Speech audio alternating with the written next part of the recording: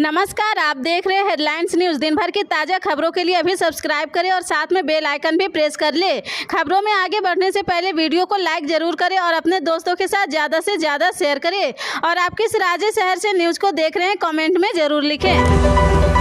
जी हां, आपको बता दें एनसीपी के 25वें स्थापना दिवस पर पार्टी प्रमुख शरद पवार ने कई बड़ी घोषणाएं की है। उन्होंने सुप्रिया सुले और प्रफुल्ल पटेल की कार्यकारी अध्यक्ष बनाने का ऐलान किया है। इसके बाद उन्होंने एक प्रेस कॉन्फ्रेंस की। यहाँ उन्होंने कई सवालों के जवाब देते हुए स्पष्ट कर दिया है कि सभी लोगों के पास कोई न कोई जिम्मेदारी पहले से ही है, इसलिए किसी के खुश होने या न होने का कोई सवाल ही नहीं उठता है। यूपी के अयोध्या में जगत गुरु परमहंसाचार्य ने धीरेन्द्र कृष्ण शास्त्री को लेकर बड़ा बयान दिया है। उन्होंने लोगों से अपील की है कि धीरेन्द्र शास्त्री में निष्ठा रखिए, लेकिन उन्हें सनातन धर्म का ठेकेदार ना मानिए, क्योंकि इसके पीछे राम रहीम और आसाराम बापू जैसे लोगों के उदाहरण है। जब ऐसे लोगों पर आरोप लगते हैं तो इनको सब कुछ मानने वाले लोग खुद को ठगा महसूस करते हैं और सनातन धर्म से उदासीन तक हो जाते हैं।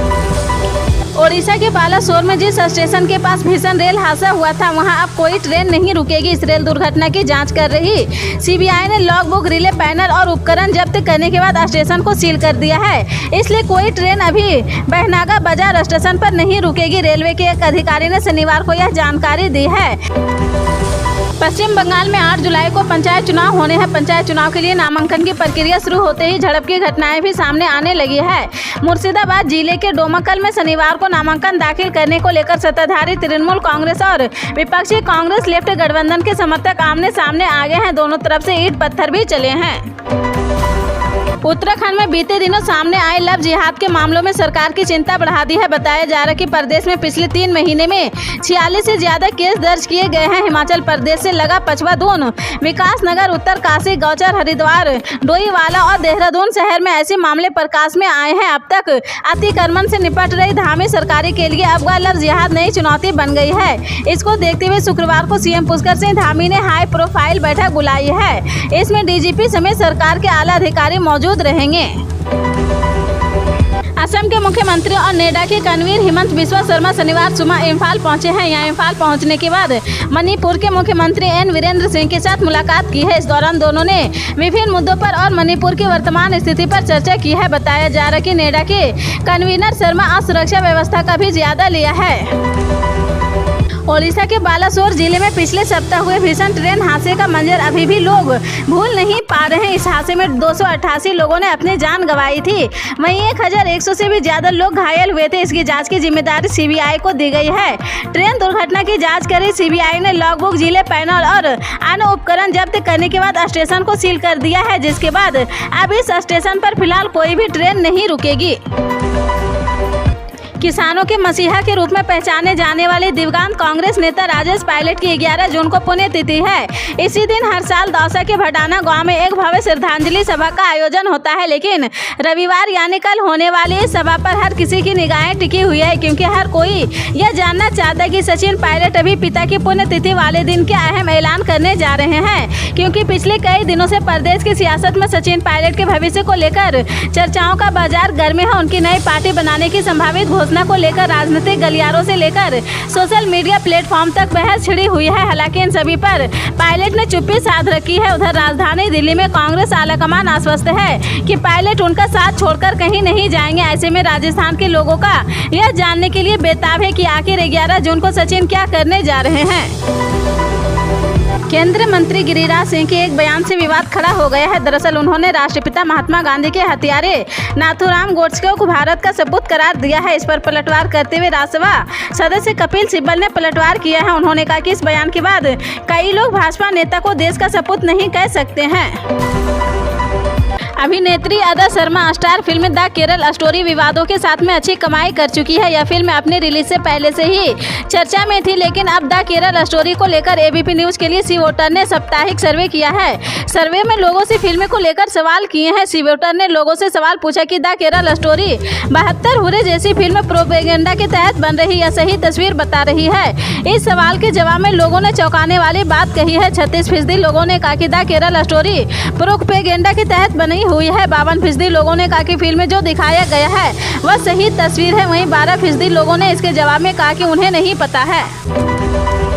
कांग्रेस ने केंद्रीय मंत्री गिरिराज सिंह के गोडसे को लेकर दिए गए बयान के बाद पीएम मोदी पर निशाना साधा है। कांग्रेस ने शनिवार को अपने आधिकारिक ट्विटर हैंडल से ट्वीट किया है, आज हम प्रधानमंत्री को एक चुनौती देते हैं, इन दो में से एक काम आपको करना होगा। अपनी पार्टी से गोडसे भक्तों को निकाल कर बाहर फेंकिए, गांधी जी के आगे नमस्तक होकर ढोंग करना बंद कीजिए। रक्षा मंत्री राजनाथ सिंह ने युवाओं से भारत को एक विकसित राष्ट्र बनाने में सरकार की मदद करने का आह्वान किया है। राजनाथ सिंह शनिवार को बिहार के रोहतास जिले में गोपाल नारायण सिंह विश्वविद्यालय के दीक्षांत समारोह को संबोधित कर रहे थे। उन्होंने कहा कि यह दीक्षांत समारोह है, शिक्षांत समारोह नहीं है। शिक्षा से हमें ज्ञान की प्राप्ति होती है, वहीं दीक्षा से हमें संस्कार की प्राप्ति होती है।